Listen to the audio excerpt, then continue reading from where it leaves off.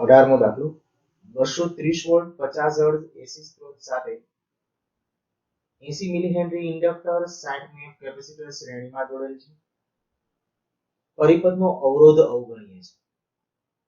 જો L C શ્રેણીમાં છે આ પ્રાપ્તિ સ્થાન સાથે, એટલે એલસી શ્રેણી જોડાણ છે. પરિપથનો અવરોધ અવગણીએ છે, મીન્સ કે આની અંદર કોઈ ઓહમિક અવરોધ નથી. તો પ્રવાહનો કંપ વિસ્તાર અને આરએમએસ મૂલ્ય બહુ સિમ્પલ, ખાલી પહેલા નક્કી આ કરો ઝેડ માન. જો ઝેડ માનનું મૂલ્ય તમારે નક્કી કરવું હોય તો આપણને ખબર છે કે એલસીઆર ની અંદર જો આર હોય જ નહીં તો શું થાય, તો કે xc xl અથવા તો xl xc. એનસીઆરટી પ્રમાણે એક્ઝેક્ટલી લખવું હોય તો આમ કરજો xc xl. તો xc xl કરશો તો આમ આવશે 1/ωc ωl. અને એનું જ્યારે સાદુરૂપ આપશો બધી કિંમતો મૂકીને ત્યારે ઈ પ્લસ માં આટલો આન્સર આવશે 27.95 ઓહમ. અને કદાચ આજ કર્યું હશે તો ખોટો નહીં પડે. ઝેડ માન બરાબર કેટલું ωl -1/ωc. એના ઉપરથી આ ઝેડ માન નું મૂલ્ય આપણે જ્યારે આ અને પછી મૂલ્યમાં લખી નાખવાનું. ઝેડ માન બરાબર 27.95 ઓહમ આ મૂલ્ય થઈ ગયું. તો આપણે પહેલું માંગ્યું હતું કે પરિપથમાં પ્રવાહ, પેલું તો પ્રવાહનો કંપ વિસ્તાર એટલે કે મહત્તમ પ્રવાહ, પ્રવાહનો કંપ વિસ્તાર એટલે મહત્તમ પ્રવાહ અને આરએમએસ મૂલ્ય. તો પહેલા આપણે આરએમએસ મૂલ્ય ગણવું હોય તો કે આરએમએસ બરાબર Vrms ઝેડ માન 230 ભાગ્યા આ કરી નાખ્યું એટલે મૂલ્ય મળી ગયું. Irms મળી જાય એટલે પ્રવાહનું મહત્તમ મૂલ્ય પણ મળે. તો Im બરાબર Irms * √2. પછી બધી કિંમતો મૂકો એટલે પ્રવાહનું મહત્તમ મૂલ્ય પણ મળી ગયું. બીજું, દરેક ઘટકના બે છેડા વચ્ચેના વોલ્ટેજ ડ્રોપનું RMS મૂલ્ય મેળવો. આના દરેકના બે છેડા વચ્ચેના વોલ્ટેજ, તો કે પ્રવાહનું IRMS મૂલ્ય મળી જાય તો IRMS * XL અને IRMS * XC એટલે એના બે છેડા વચ્ચેનો PD મળી જશે. જુઓ ઇન્ડક્ટરના બે છેડા વચ્ચે voltage drop IRMS * XL means કે ઓમેગા L એ કિંમતો મૂકીને સાદું રૂપ આપ્યું. એટલે કેપેસિટરના બે છેડા વચ્ચેનો વોલ્ટેજ ડ્રોપ એટલે કે વોલ્ટેજ જોઈતો હોય તો IRMS * XC એટલે કે 1/ωc. બસ એની બધી કિંમતો મૂકી અને સાદું રૂપ આપ્યું તો VC નું મૂલ્ય આવ્યું 440.02 વોલ્ટ. ત્રીજું, ઇન્ડક્ટરમાં સ્થાનાંતરિત થયેલ સરેરાશ પાવર કેટલો હશે? ઇન્ડક્ટરમાં સ્થાનાંતરિત થયેલો પાવર, તો કે ઇન્ડક્ટર અને કેપેસિટર એવી ડિવાઇસીસ છે કે જેની અંદર છે પાવર વ્યય થતો નથી. તો ઇન્ડક્ટરમાં સ્થાનાંતરિત થયેલ પાવર ડાયરેક્ટલી તમે લખી શકો 0, કેપેસિટરમાં એ જ રીતે કેપેસિટરમાં સ્થાનાંતરિત થયેલ પાવર તો 0 એ ડાયરેક્ટ. અને પરિપથ વડે શોષાતો કુલ પાવર કેટલો સરેરાશ એક ચક્ર દરમિયાન તત્કાલીન પાવરની, બરાબર, તત્કાલીન પાવરની આપણી જે ડિસ્કશન છે અત્યારે કહીએ તો સરેરાશ પાવર, તો સરેરાશ પાવરનું મૂલ્ય તો ઇન્ડક્ટર કેપેસિટર ધરાવતા પરિપથમાં કેવું હોવાનું 0. બસ હવે એ સાદું રૂપ તમે આમાં જોઈ શકશો. જો આયા બધું આ લખ્યું છે કે ભાઈ સરેરાશ પાવર ઇન્ડક્ટરમાં, કેપેસિટરમાં સરેરાશ પાવર અને એવી રીતે પરિપથનો કુલ પાવર તો P એવરેજ 1 અને 2 બેનો સરવાળો એટલે મળી જશે. નેક્સ્ટ 19, 230 વોલ્ટ 50 હર્ટ્ઝના સ્ત્રોત સાથે 80 મિલી હેનરી ઇન્ડક્ટર 60 મિલી કેપેસિટર શ્રેણીમાં જોડેલ છે. સર્કિટ કયો થશે? LC પાછું. ધારો કે પરિપથ 15 ઓહમ, અચ્છા એનો અવરોધ પણ છે તો 15 ઓહમનો અવરોધ એટલે LCR સર્કિટ થઈ ગયું. પરિપથના દરેક ઘટક સ્થાનાંતરિત થયેલ સરેરાશ પાવર અને શોષાતો કુલ પાવર. તો આમાં પાવર બધે દરેકની અંદર વ્યય પામતો હોય કે ઇન્ડક્ટર અને કેપેસિટરમાં વ્યય પામતો પાવર કેટલો હોય? 0. પહેલા ઇમ્પિડન્સ ગણી કાઢો. ચાલો ઇમ્પિડન્સ Z માન એટલે શું થશે? √R² + XC - XL² અથવા XL - XC એનો સ્ક્વેર. તો એના ઉપરથી આપણા પાસે આ મૂલ્ય આવી ગયું Z માનનું હતું તો Z ઇમ્પિડન્સનું મૂલ્ય આવી ગયું. પરિપથમાં એના ઉપરથી પ્રવાહનું IRMS મૂલ્ય જોઈતું હોય તો કેટલું આવશે? Vrms / Z માં. ધ્યાન રાખજો એવી કોઈ સ્થિતિ નથી કીધી અનુનાદની સ્થિતિ, એટલે આપણે આ જ રીતે લખવું પડે Vrms / Z માન. પણ અનુનાદ કીધો હોય તો Vrms / R. હવે એનું મૂલ્ય બધી કિંમતો મૂકીને મેળવશો તો 7.26 એમ્પિયર જેટલો પ્રવાહ આપણને મળી ગયો. હવે તમારો પ્રવાહ મળી ગયો તો આપણે શું કરવાનું હતું? તો આવું કીધું છે દરેક ઘટકમાં સ્થાનાંતરિત પાવર અને શોષાતો કુલ પાવર, ટોટલ પાવર. હવે જો આપણા અવરોધની અંદર પહેલા ઇન્ડક્ટરમાં પાવર કેટલો હોય? 0. કેપેસિટરમાં કેટલો સ્થાનાંતરિત પાવર? 0. એની કોઈ ગણતરીની જરૂર નથી કારણ કે આપણે ખ્યાલ છે કે ઇન્ડક્ટર અને કેપેસિટર એમાં સરેરાશ પાવર કેવો હોવાનો? 0. સરેરાશ એવું દર્શાવવા માટે PAVE મીન્સ કે એવરેજ એવું દર્શાવેલું છે. અને અવરોધમાં સ્થાનાંતરિત થતો પાવર કેટલો? તો I²R. તો I²R પ્રમાણે કઈ પણ I ની વેલ્યુ જાણો છો, R જાણો છો, કિંમતો મૂકો તો આપણે કહી શકાય એવરેજ પાવર આપણને મળી જશે. આ એવરેજ પાવરનું જે મૂલ્ય આવ્યું ટોટલ અવરોધની અંદર એ જ આપણો ટોટલ પાવર થશે કારણ કે 3 નો સરવાળો, પણ 3 નો સરવાળો એટલે આપણા પાસે થશે એ આટલું થવાનું છે. આમાં એકમાં જ કારણ કે આ બેમાં તો 0 છે. ઓકે, 20મો દાખલો જુઓ. L = 0.12, C આપેલું છે, R આપેલું છે, LCR શ્રેણી સાથે 230 વોલ્ટ અને ચલ આવૃત્તિ વાળો સ્ત્રોત જોડેલ છે. LCR શ્રેણીમાં છે, એની સાથે એક આવૃત્તિ જોડેલી છે 230 વોલ્ટ છે. પ્રવાહ કંપવિસ્તાર મહત્તમ બને તે માટે સ્ત્રોત આવૃત્તિ કેટલી હશે? પ્રવાહનો કંપવિસ્તાર આમાં મહત્તમ એટલે અનુનાદ, તો અનુનાદ આવૃત્તિ કેટલી હશે? તો અનુનાદ આવૃત્તિનું સૂત્ર જાણો છો, કોની આવૃત્તિ કેટલી? 1/√LC. તો અનુનાદ આવૃત્તિ હવે તમને મળી જાય. વળી આ પ્રવાહનું મહત્તમ મૂલ્ય જોઈએ તો કેટલું આવશે? Irms બરાબર Vrms upon R. આ ઓમેગા નું મૂલ્ય, ચાલો ઓમેગા બરાબર 1/√LC એની કિંમતો મૂકી, L અને C ની. L નું મૂલ્ય આપ્યું 0.12, C નું મૂલ્ય આપ્યું 480 નેનોફેરાડ.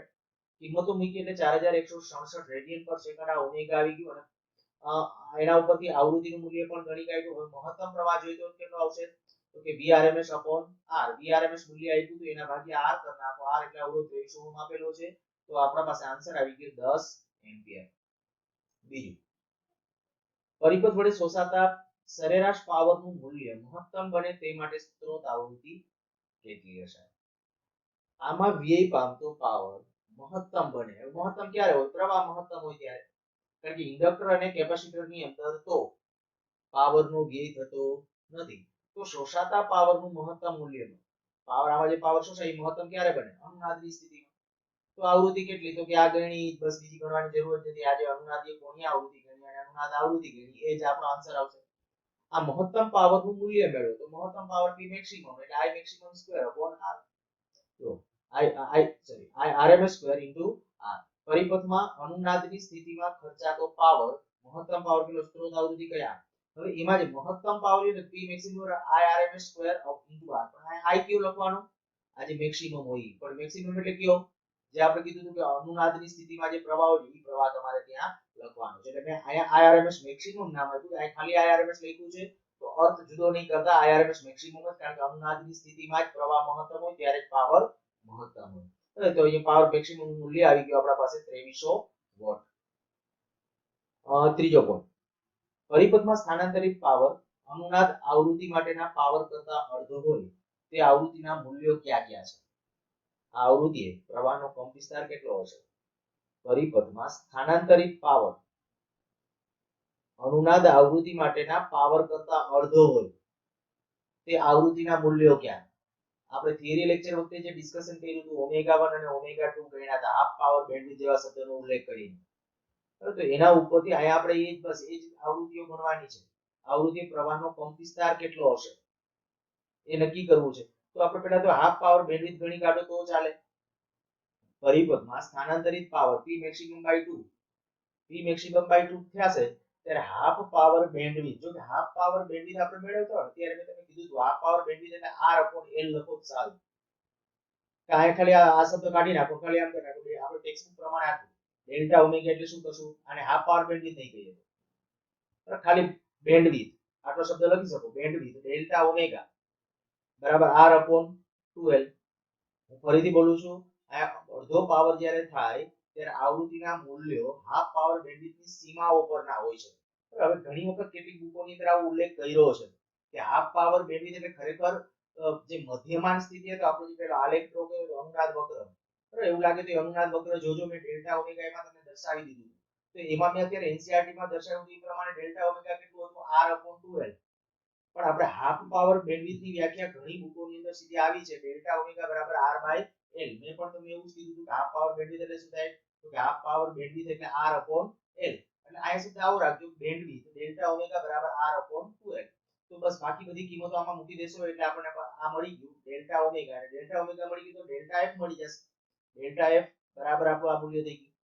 અને હાફ પાવર બેન્ડવિડ્થની સીમાઓ જોઈતી હોય તો કે જે રેઝોનન્સ ફ્રીક્વન્સી હતી એમાં એકવાર એટલું પ્લસ કરો અને એકવાર એટલું માઈનસ કરો. જો રેઝોનન્સ ફ્રીક્વન્સી જે હતી FR, અનુનાદીય જે આવૃત્તિ આપણે ઉપર મેળવી 363.5, બરાબર? આપણે ઉપર જ મેળવેલી છે અનુનાદીય આવૃત્તિ, એ જ કિંમતો અહીંયા મૂકેલી છે. અનુનાદીય આવૃત્તિ જે હતી એ FR કીધી છે. એ FR એક વખત પ્લસ કર્યું, બીજી વખત માઈનસ કર્યું, એટલે આપણે આ બે મૂલ્યો આપણે મળી જાય છે. તો આ થઈ ગઈ એની આવૃત્તિની સીમાઓ. હજી આગળ કઈ કીધું છે જુઓ, આ આવૃત્તિ પ્રવાહનો કંપવિસ્તાર કેટલો છે. પછી પાછો એમ કીધું છે ચોથા મુદ્દાની અંદર ક્વોલિટી ફેક્ટર. તો જોઈ લ્યો, બહુ સિમ્પલ છે. એટલે આ મળી ગયું, હાફ પાવર બેન્ડવિડ્થની સીમાઓ મળી ગઈ. પછી સ્થાનાંતરિત પાવર, ત્યારે પાવર કેટલો હતો કે સ્થાનાંતરિત થતો પાવર આ ફ્રીક્વન્સી માટે કેટલો હોય? મહત્તમ પાવર કરતા અડધો.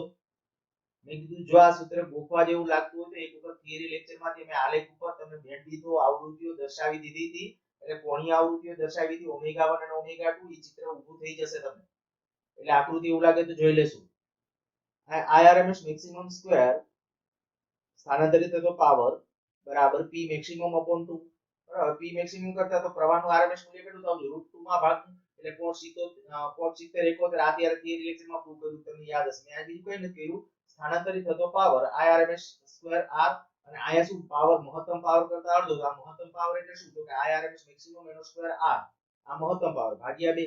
તો આના ઉપરથી જો IRMS ડેશ નું મૂલ્ય તમે ગણો તો એ કેટલું આવે છે, તો કે 70.71%, એટલે 70.71 એમ્પિયર.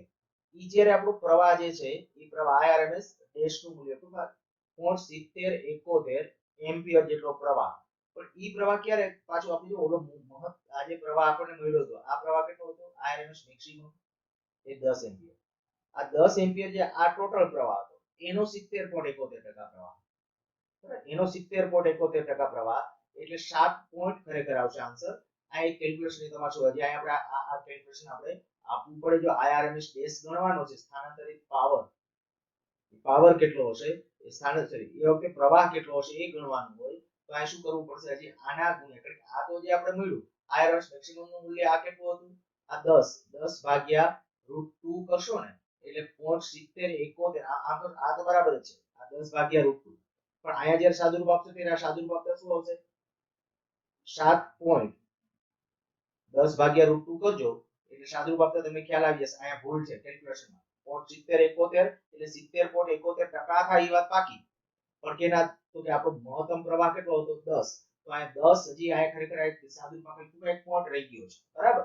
એટલે આ કેલ્ક્યુલેશન તમારો તો અહીંયા આન્સર આટલો ચેન્જ કરી નાખજો 7.071 એમ્પિયર, બરાબર, એ આપણો આન્સર. અને પછીનો ક્વોલિટી ફેક્ટર નક્કી કરવાનો હતો. તો ક્વોલિટી ફેક્ટરના જે જુદા જુદા સૂત્રો તમને કીધા હતા, તો ક્વોલિટી ફેક્ટરનું આ સૂત્ર Q બરાબર ω0L/R, બસ એની આ કિંમત મૂકી છે અને એના ઉપરથી આપણા પાસે આ ક્વોલિટી ફેક્ટર. ક્વોલિટી ફેક્ટર એ એકમ રહિત છે, આપણે ઓલરેડી એક ડિસ્કશન કરી ગયા છે. નેક્સ્ટ 21મો દાખલો. LC અને R આપેલા છે. ધરાવતા પરિપથ શ્રેણી પરિપથ માટે અનુનાદ આવૃત્તિ અને ક્વોલિટી ફેક્ટર મેળવો. આના માટે અનુનાદ આવૃત્તિ LCR માટે અનુનાદ આવૃત્તિ મેળવવી તો એ કઈ આપણે સમજાવવાની જરૂર નથી, 1/√LC બધી કિંમતો મૂકી દેશો L અને C ની, એટલે અનુનાદ કોણીય આવૃત્તિ મળી જશે. એટલે અનુનાદ આવૃત્તિ એટલે કે આપણે જો અનુનાદ આવૃત્તિ મેળવવી તો જે F0 મેળવવું પડશે. અહીંયા અનુનાદ કોણીય આવૃત્તિ આપણે મેળવી છે. અનુનાદ આવૃત્તિ કે તો મેળવી આપજો. અને ક્વોલિટી ફેક્ટર Q નું મૂલ્ય સૂત્ર તો ω0L/R. આમ ન કરવું તો 1/ω0CR આવું પણ લખી શકો છો, એમ કીધું હતું તમને. તો આ કિંમતો મૂકશો એટલે ક્વોલિટી ફેક્ટર નું મૂલ્ય પણ મળી જાય છે.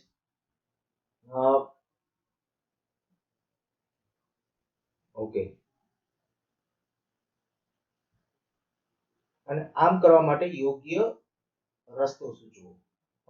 અચ્છા, આપણે આવું કીધું તો આ ક્વોલિટી ફેક્ટર ગણો અને પરિપથમાં અનુનાદની તીક્ષ્ણતામાં સુધારો કરવા માટે તેની અર્ધ મહત્તમ આગળ સંપૂર્ણ પહોળાઈ ઘટાડીને અડધી કરવામાં આવે છે. આમ કરવા માટેનો યોગ્ય રસ્તો સૂચવો. તો જો એ આયા દર્શાવેલું છે કે અનુનાદની તીક્ષ્ણતામાં વધારો કરવા માટે ડેલ્ટા ઓમેગા નું મૂલ્ય ડેલ્ટા ઓમેગા/2 કરવું છે. તો ડેલ્ટા ઓમેગા નું મૂલ્ય છે આપણે કઈ આ સૂત્ર આ છે. જો r નું મૂલ્ય r/2 લેવામાં આવે તો ડેલ્ટા ઓમેગા નું મૂલ્ય અડધું થાય એટલે તીક્ષ્ણતા વધે. આમ r/2 મીન્સ કે અવરોધનું મૂલ્ય કેટલું કરી નાખવાનું 3.7 ઓહમ જેટલું જે હતું અવરોધ એના કરતા અડધો કરી નાખો તો એ આપણા આના માટેનો બેસ્ટ વિકલ્પ છે કે જો આપણે અનુનાદ વક્રની તીક્ષ્ણતા વધારવી હોય તો r ઘટાડવાનું. પછી આ કેટલાક મુદ્દાઓ છે ને આરામથી તમે વાંચો, તમે પણ સમજી શકો એવા છે. લેતા જઈ વારાફરતી નીચેના પ્રશ્નો જવાબ આપો. કોઈ પણ એસી પરિપથમાં લાગુ પાડેલ તાત્ક્ષણિક વોલ્ટેજ તે જ પરિપથમાં શ્રેણી જોડાણમાં રહેલા ઘટકોના બે છેડા વચ્ચેના તાત્ક્ષણિક વોલ્ટેજના બેઝિક સરવાળા બરાબર હોય છે. આ જ પરિણામ RMS વોલ્ટેજ માટે સત્ય હોય છે.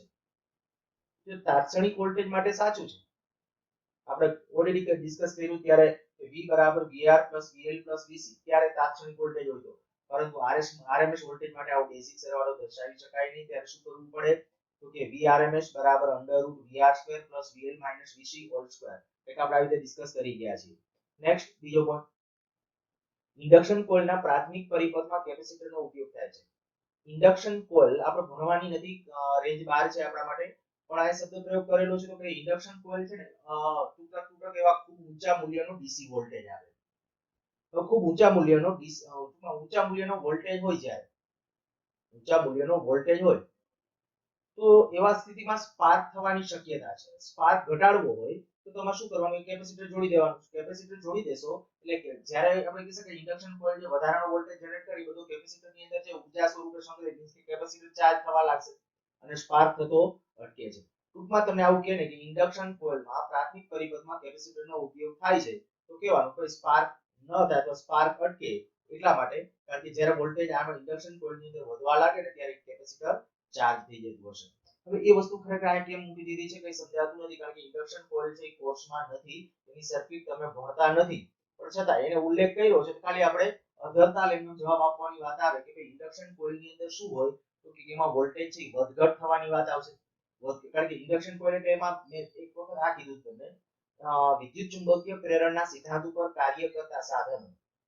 તો એમાં ત્રણ નામ આપ્યા: ટ્રાન્સફોર્મર, ઇન્ડક્શન કોઇલ, એસી જનરેટર. તો ઇન્ડક્શન કોઇલ આપણે કોર્સમાં નથી ત્યારે પણ મેં કીધું. તો આ ઇન્ડક્શન કોઇલ છે એ શું છે, તો અતિ ઊંચા વોલ્ટેજ આપણે જનરેટ કરી આપે. ટીવી ની ટ્યુબમાં ને એમાં હોય આ ઇન્ડક્શન કોઇલ. ટીવી ની જે સીઆરટી ટ્યુબ આપણે પેલી જૂનવાણી ટીવી જે કહીએ, એલઈડી કે એલસીડી ને, તો એની અંદર ઇન્ડક્શન કોઇલ હોય જે 17000 18000 વોલ્ટેજ જેટલા વોલ્ટેજ જોઈતા હોય તે પૂરા પાડે. પણ હવે આટલા ઊંચા વોલ્ટેજ હોય તો સ્પાર્ક થવાની શક્યતા વધી જાય. એટલે સ્પાર્ક ન થવા દેવું હોય તો શું કરવું પડે, કેપેસિટર જોડી દેવાનું, જેથી સ્પાર્ક અટકે છે. નેક્સ્ટ મુદ્દો જુઓ, લાગુ પાડેલ વોલ્ટેજ સિગ્નલ ડીસી વોલ્ટેજ અને ઉચ્ચ આવૃત્તિ ના એસી વોલ્ટેજ ના સંપાતીકરણથી બનેલું છે. એક વોલ્ટેજ છે ને જે આપણે એક પરિપથમાં લાગુ પાડ્યું છે, કેવું છે, ડીસી વોલ્ટેજ નું બનેલું છે અને ઊંચી આવૃત્તિ વાળા એસી વોલ્ટેજ નું બનેલું છે. પરિપથ ઇન્ડક્ટર અને કેપેસિટર નું શ્રેણી જોડાણ. પરિપથની અંદર શું છે, ઇન્ડક્ટર અને કેપેસિટર. દર્શાવો કે ડીસી સિગ્નલ કેપેસિટરના બે છેડા વચ્ચે અને એસી સિગ્નલ ઇન્ડક્ટરના બે છેડા વચ્ચે પ્રદર્શિત થશે. કન્સેપ્ચ્યુઅલ છે, ખાલી કન્સેપ્ટ ક્લિયર કરજો. આપણે હમણાં ડિસ્કસ કરી ગયા હતા.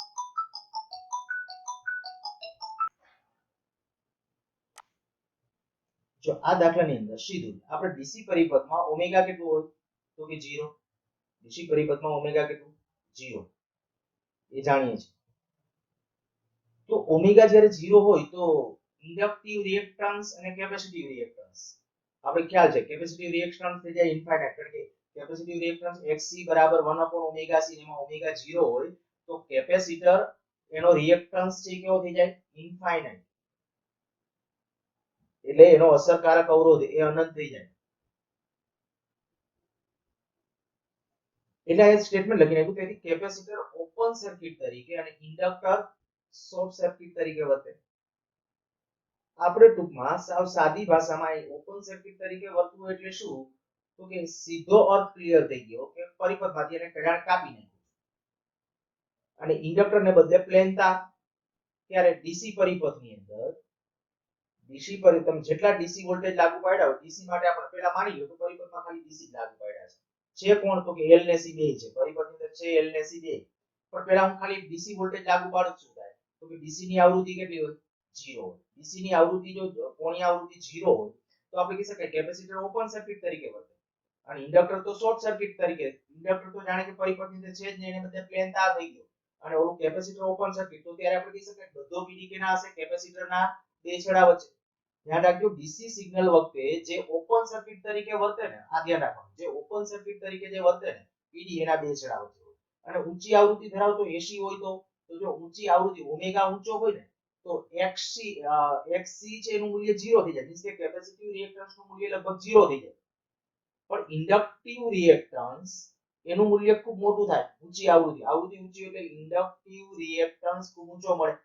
જો inductive reactance XL = omega L ખૂબ ઊંચો થાય તો આપણે કહી શકીએ કેપેસિટર હવે શોર્ટ સર્કિટ તરીકે આવશે. ઇન્ડક્ટર કેવી રીતે આવશે, ઓપન સર્કિટ.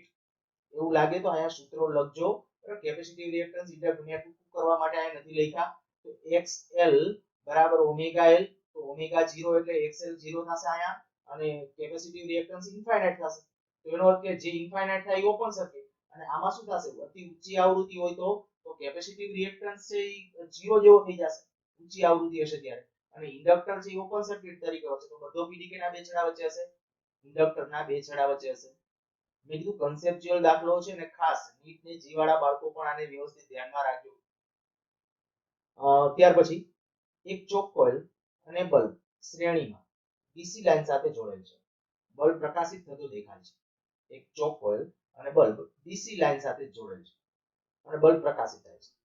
ચોક કોઇલમાં લોખંડનો ગર્ભ દાખલ કરવામાં આવે તો બલ્બની પ્રકાશિતતામાં કોઈ ફેરફાર થતો નથી. જો આ જોડાણ એસી લાઇન સાથે જોડાણ કરવામાં આવ્યું તો તેને અનુરૂપ અવલોકનનું અનુમાન કરો. આ ઓલરેડી થિયરી ડિસ્કસ કરતા ત્યારે વચ્ચે મેં તમને કીધું કે ડીસી પ્રાપ્તિસ્થાન તમે ચોક કોઇલ મીન્સ કે ઇન્ડક્ટર એક બલ્બ અને ડીસી સાથે જોડો. તો ડીસી ની આવૃત્તિ કેવી હોય? હમણાં આપણે કીધું અહીંયા ડીસી ની આવૃત્તિ કેવી હોય? 0. તો ડીસી ની આવૃત્તિ 0 તો આ inductor open circuit short circuit ની જેમ વર્તે, કેપેસિટર ઓપન સર્કિટ ની માફક હોય. તો આ શોર્ટ સર્કિટ છે એટલે એનો અર્થ કે પ્લેન તાર. તો ડીસી પરિપથની અંદર ઇન્ડક્ટર એક પ્લેન તારની માફક વર્તન કરે.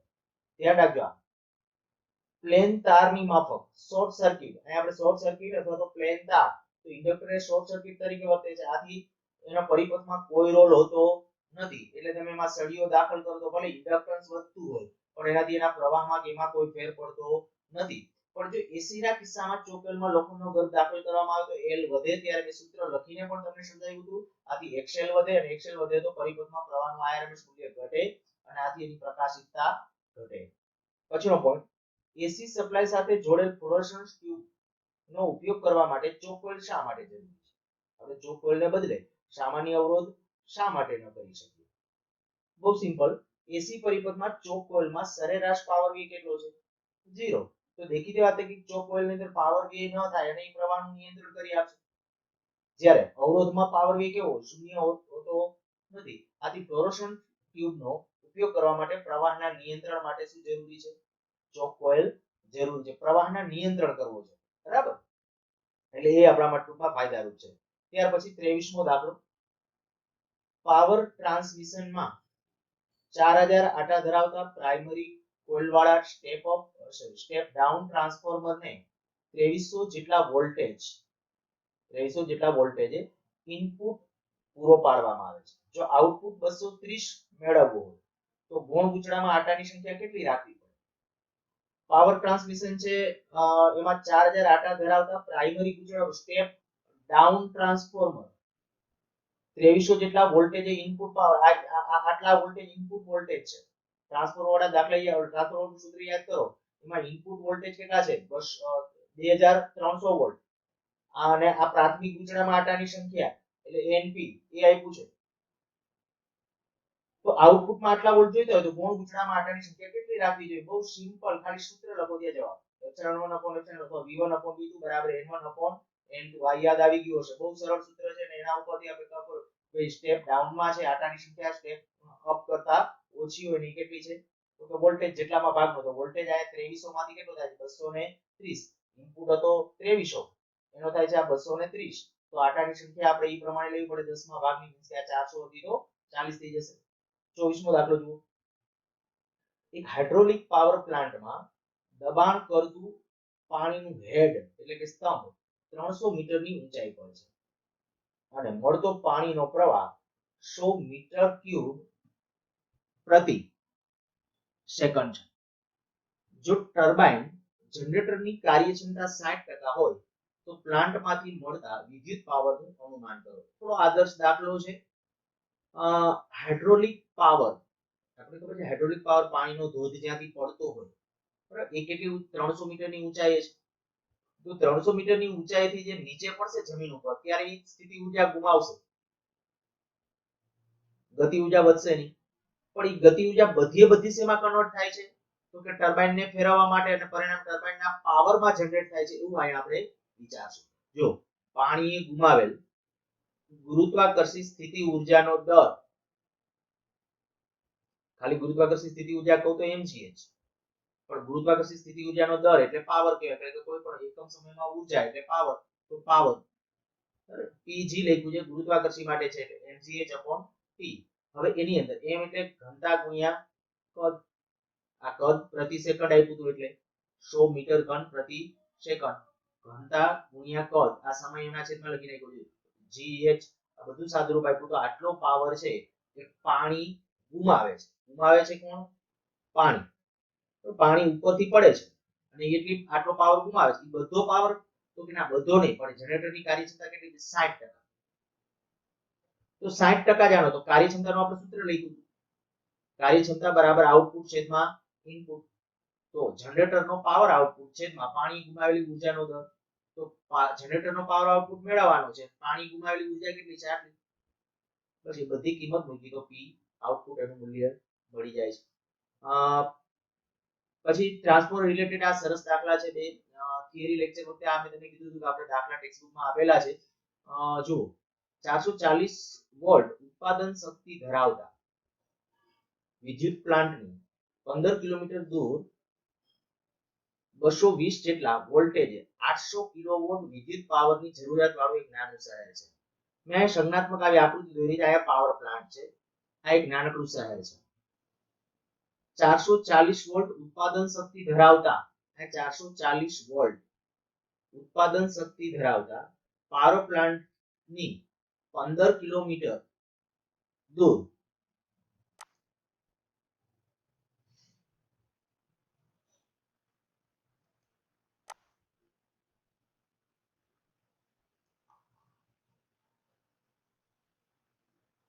ઓકે જુઓ ફરીથી ડિસ્ટર્બન્સ હતું. 440 વોલ્ટ ઉત્પાદન શક્તિ ધરાવતા વિદ્યુત પ્લાન્ટથી 15 કિલોમીટર, આ આપણું વિદ્યુત પ્લાન્ટ છે, આ આપણું શહેર છે. 15 કિલોમીટરનું ડિસ્ટન્સ છે, એટલે આ જે કેબલ પાથરેલો છે 15 કિલોમીટર જેટલો વોલ્ટેજ 800 કિલોવોટ વિદ્યુત પાવરની જરૂરિયાત છે. પાવરની કેટલી? 800 કિલોવોટ. પાવર લઈ જતી બે તારની લાઈનનો અવરોધ છે 0.5 ઓહમ પ્રતિ કિલોમીટર. આ જે આ તાર છે એ તારનો અવરોધ કેટલો છે? 0.5 ઓહમ પ્રતિ કિલોમીટર. 1 કિલોમીટર દીઠ 0.5 ઓહમનો અવરોધ છે. શહેરમાંના સબસ્ટેશને આવેલા 4000 અને 220 વોલ્ટ ના સ્ટેપ ડાઉન ટ્રાન્સફોર્મર દ્વારા શહેરને પાવર મળે છે. આ એક સ્ટેપ ડાઉન ટ્રાન્સફોર્મર આપ્યું છે. આવું લખે ને જ્યારે 4220 વોલ્ટ એટલે શું કરવાનું? આનો આઉટપુટ, આ જે ટ્રાન્સફોર્મર છે ને એનો આઉટપુટ આ હશે 220 અને ઇનપુટ કેટલો હશે? 4000. 230 લખ્યું છે, કાં તો અહીંયા ભૂલ છે અથવા અહીંયા ભૂલ છે. ચાલો અત્યારે આપણે આ 4000 ઇનપુટ ટૂંકમાં આ ટ્રાન્સફોર્મરનો આ સ્ટેપ અપ શહેરમાંના સબસ્ટેશને આવેલા 4220 ના સ્ટેપ ડાઉન ટ્રાન્સફોર્મર એટલે આપણો આ સ્ટેપ, અહીંયા સ્ટેપ આ ખોટું થયું છે, અહીંયા સ્ટેપ અપ કરજો, સ્ટેપ અપ, અહીંયા સ્ટેપ ડાઉન. શબ્દ સુધારજો, અહીંયા સ્ટેપ ડાઉન ટ્રાન્સફોર્મર હોય તો એ સ્ટેપ ડાઉન ટ્રાન્સફોર્મર કરી નાખશું. અને સ્ટેપ એટલા માટે કારણ કે 4000 વોલ્ટ છે એમાં કન્વર્ટ થાય છે 220 વોલ્ટમાં અથવા 230 વોલ્ટની અંદર. તો આ 4000 અહીંયા 220 એ રીતે લખી નાખશું. અહીંયા શહેર છે. ઓકે, પાવર લાઈનમાં ઉષ્મા ઉર્જા સ્વરૂપે વ્યય પામતો પાવરનો અંદાજ. તો કે હવે તમે એટલી તો આ ખ્યાલ આવી ગયો કે આ તાર છે, તાર 15 કિલોમીટર અને જો એનો અવરોધ 1 કિલોમીટર દીઠ કેટલો છે? 0.5 ઓહમ. આ જે લાઈન વાપરેલી છે તો આમ 15 કિલોમીટર તાર આમ અને 15 કિલોમીટર આમ, તો ટોટલ કેટલા કિલોમીટર? 30 કિલોમીટર. 30 કિલોમીટરનો આમ તાર જે થયો ટોટલ, કારણ ડબલ તાર હોય એટલે 15 કિલોમીટર આમ, 15 કિલોમીટર આમ, પાછો બે તાર હોય એ તો તમે ખ્યાલ છે.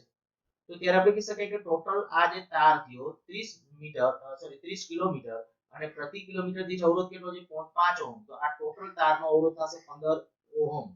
યાદ રાખજો, તારનો અવરોધ કેટલો આવ્યો? 15 ઓહમ. હવે આપણે વ્યય ક્યાં પામે પાવર? તો કે અવરોધની અંદર. તો કે પેલા પ્રવાહ ગણી કાઢો, કેટલો પ્રવાહ હશે. હવે જોજો ગણતરીમાં કેમ આગળ વધીએ છીએ. અહીંયા શહેરને જે જરૂરિયાત હતી પાવર કેટલો? 8 × 10⁵ કેટલા વોલ્ટેજ એને મળે છે? 230 અથવા 220. આપણે કીધું 220. ચાલો જો પાવર લાઈનમાં પ્રવાહ પેલા આપણે ગણવું છે. તો પાવર લાઈનની અંદર પ્રવાહ IPVP આ પ્રાઇમરી કોઇલ માટે લખેલું છે, આ સેકન્ડરી કોઇલ માટે છે, બરાબર P. હવે P એટલે આપણે આ શહેરને જે વોલ્ટેજ આપણે પૂરો પાડવાનો છે બરાબર, એ વોલ્ટેજ ઈ પાવર આ સેકન્ડરીના બે છેડા વચ્ચે છે, આ સેકન્ડરીના બે છેડા વચ્ચે જે પાવર ઈ આ પાવર થયો. તો એક શું આપ્યું તમને? Vs * Is બરાબર P આપ્યું છે. અરે એ કેટલો છે? તો કે એ આપણા પાસે જે પાવર આટલો છે 8 × 10⁵ તો 8 × 10⁵ આની જગ્યાએ લખી નાખ્યું.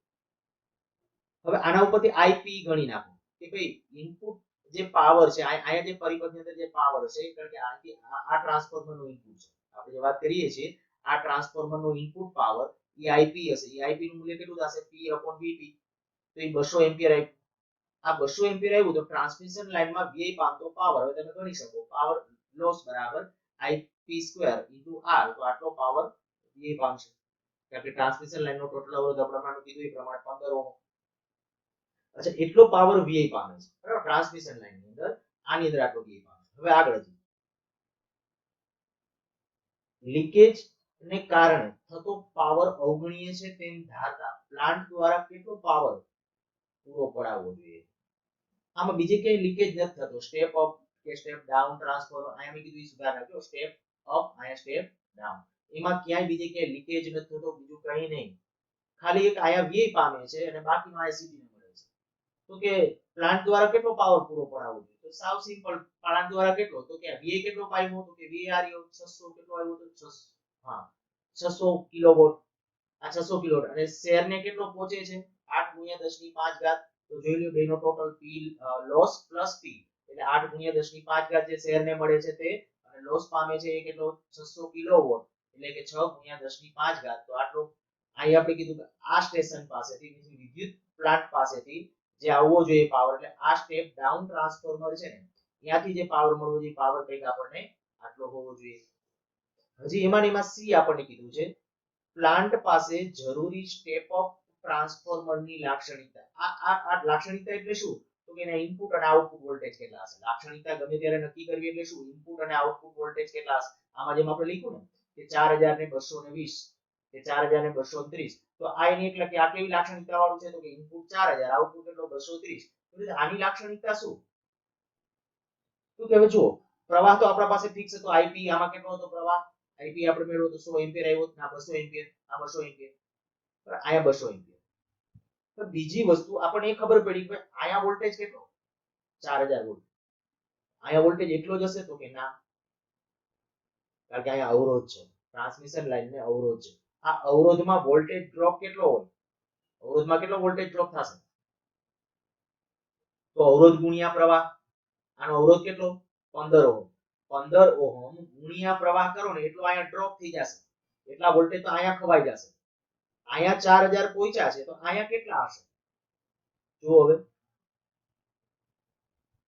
પાવર લાઇનમાં વોલ્ટેજ ડ્રોપ. પાવર લાઇનમાં વોલ્ટેજ ડ્રોપ એટલે કે આ તારની અંદર જે વીઆઈ પામશે આઈપી * આર તો 200 × 15 કર્યા કારણ કે 200 એમ્પિયર નો પ્રવાહ હતો લાઇનની અંદર અને અવરોધ કેટલો હતો? 15 એટલે 3000 વોલ્ટ તો એમાં વીઆઈ પામશે. તો સ્ટેપ અપ ટ્રાન્સફોર્મરના ગુણ વિચળાના બે છેડા વચ્ચે આયા પીડી કેટલો હોવો જોઈએ? આ સ્ટેપ અપ ટ્રાન્સફોર્મર જે હશે બરાબર આયા આના બે છેડા વચ્ચે આયા પીડી કેટલો હોવો જોઈએ? વોલ્ટેજ કેટલો હોવો જોઈએ? તો કે આયા વોલ્ટેજ કેટલો જોઈએ? 4000 તો જોઈએ છે ફિક્સ છે 4000. આમાં ડ્રોપ કેટલો થયો? જે ડ્રોપ થયો એટલો એડ કરી નાખો એટલો આયા આવવો જોઈએ. તો આપણે એ કર્યું. તો જો હા આ ડ્રોપ કેટલો થાય છે? 3000. તો 4000 + 3000 એટલે 7000 હોવો જોઈએ.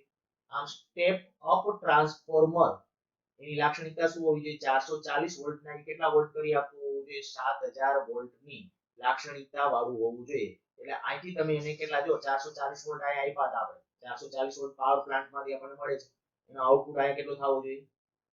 તો ખ્યાલ આવી ગયો હશે. તો દાખલો ખરેખર સરસ છે. 4-5 માર્કના પ્રશ્નો પૂછવા માટે પણ એક યોગ્ય ગણી શકાય. 4 માર્કના પ્રશ્નો 5 માર્ક તો નહીં. અત્યારે જે બ્લુપ્રિન્ટ છે એ પ્રમાણે 4 માર્ક માટે.